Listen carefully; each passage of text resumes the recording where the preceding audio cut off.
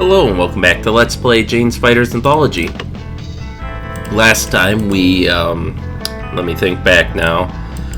We protected AC-130 gunships as they were attacking Islamic Egyptian forces that were retreating from their defense lines along the Suez Canal. And we also protected our airbase against an overwhelming attack of Islamic Egyptian Air Force aircraft. So now let's see what the brass has in store for us today. Night Raider, Kibrit Air Base, date September 28th, local time 23:45 hours. Weather, clear. Situation, the rebels are collecting a number of mobile SAMs for the defense of Cairo. Mission objective, use the B-2's speed and stealth to infiltrate the enemy's defenses and destroy the inactive SAMs before they are deployed. Threat suppression data, ground opposition, Cortal SAMs, M48s, ZSU-23-4s, air opposition, possible S-16s, Mirage 2000s. So we have our useless escort, and then we'll just be heading straight south and then east. Where it looks like, in theory, Astival should provide cover for us, but... Oh, one thing. Are we classified as... No, we're still average. Excuse me. So yeah, we'll take the B2, of course, because we don't really have a choice. As far as loadout... Snake Eyes and Slicks. And we're going to drop down to 125,000 pounds of fuel. The idea being that we'll still have more than enough range, since I think the B2 has intercontinental range or just about. And we'll be able to lighten ourselves up to like climb faster and such. And it looks like we broke the music. There it is. Alright, so with that, let's fly. Alright, as always, our first order of business is to climb and turn on our IR.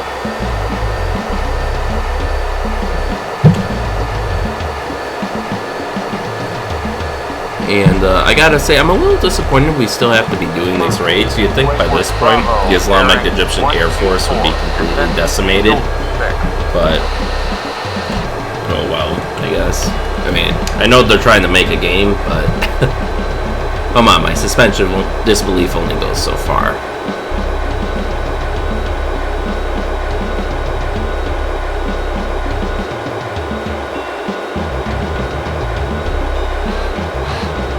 Okay, so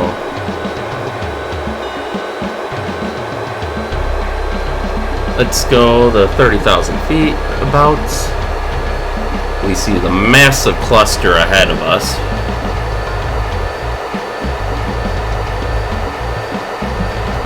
And let's check. We got Mirage 2000s, Mirage 3s, F-16s, you know, the usual assortment of planes that cause us trouble on these missions. 6 miles, 1 o'clock. Okay, so it's 20 miles out, according to our waypoint marker. 5 miles, 3 o'clock.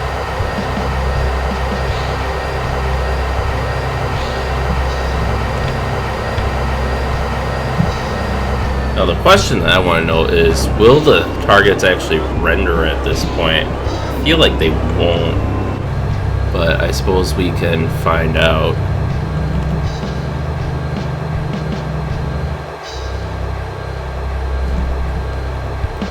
Target.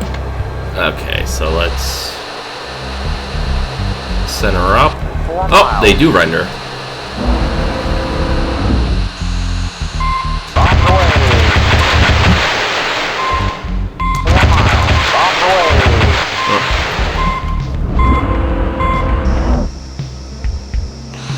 That's awesome. So we don't have to do insanely low bomb runs.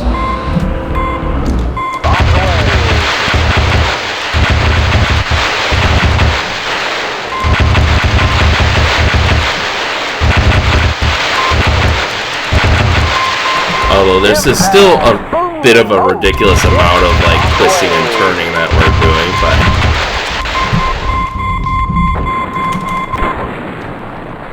but okay, full throttle, get us out of here. If we need to make a second run, we'll make a second run.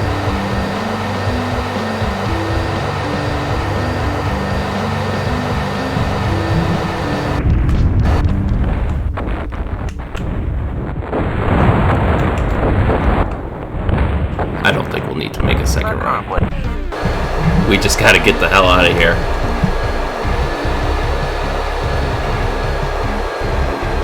Let's try to put our backs to these interceptors.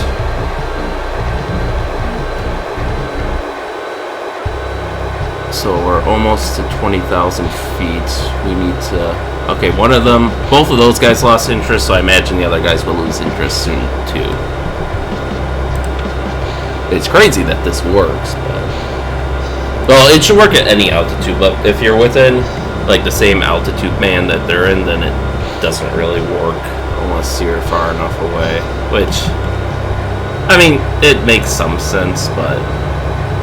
I don't know what the radar cones are actually like, and honestly, this is one of those games where if they're in front of your aircraft by like 500 feet, but there's like 40,000 feet of vertical separation, your radar won't care as far as the game's concerned. You know, it'll still show up on your radar display. Now, what it might be is it might be carrying. Well, no, even if it cared about absolute distance, you would still see. I don't think the altitude separation would be enough to make up for the decreasing horizontal separation. But what do I know? Alright, so we'll go home. And we still have 17 bombs in our inventory, so. Alright, we're heading to Suez. Oh, hey, we have everything on the Sinai now, so that's good news. Whew. No. Inbound to waypoint Okay, bearing moving to landing approach. Descend to Angel 7. Let's bring ourselves down to like 10,000 feet or something now. Less than that. 5,000 would probably be sufficient. Alright, the Astivols are taking off just as planned, so they'll be able to provide some cover for us, not that we need it. Okay, so we're 10 miles out now. We can quit the mission if we want.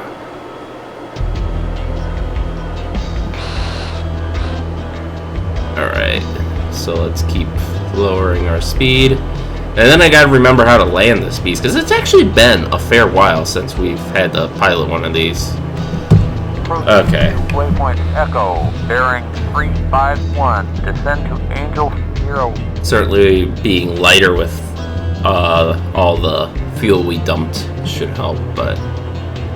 Okay, I can actually see the ground now, that's always a plus. Laps down. 1 mile. Oh, we are way off center. Let's switch on our navigational mode. We're under 250. Yeah, so we'll put down the gear.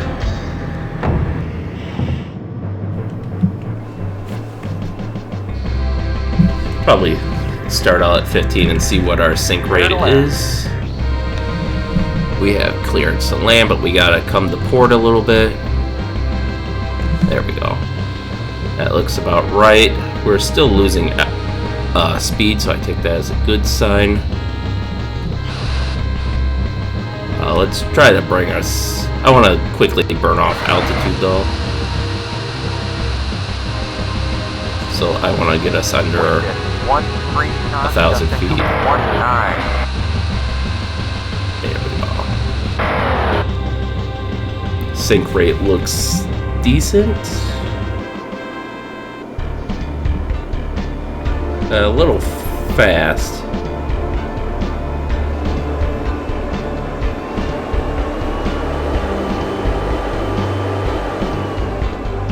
There we go.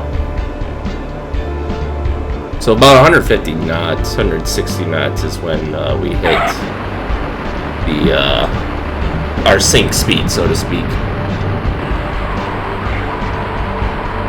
Welcome home. And there's our welcome back. So we'll just park ourselves.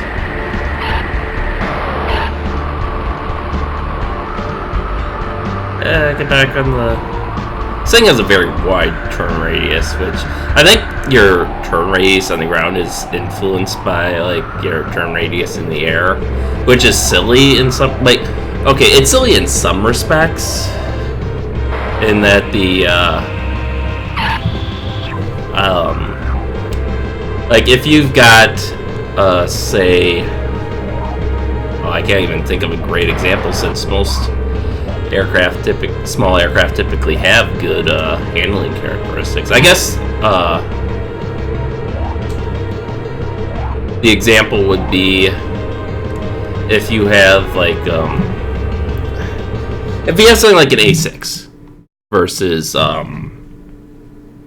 say an F-14.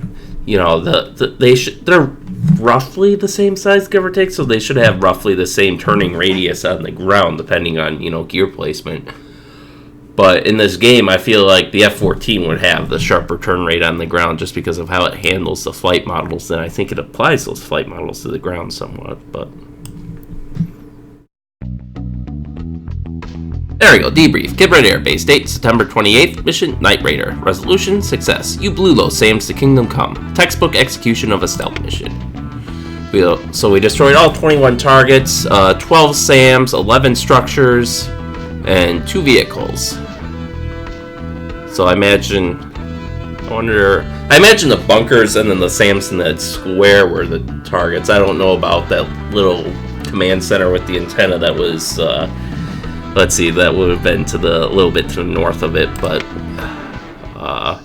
32% bomb hit percentage, that's fine. 3 launches on us that we spoofed. So yeah, successful mission. We'll just do some maintenance on our B2, and with that, thank you all for watching, and stay tuned for next time, and we'll see you then.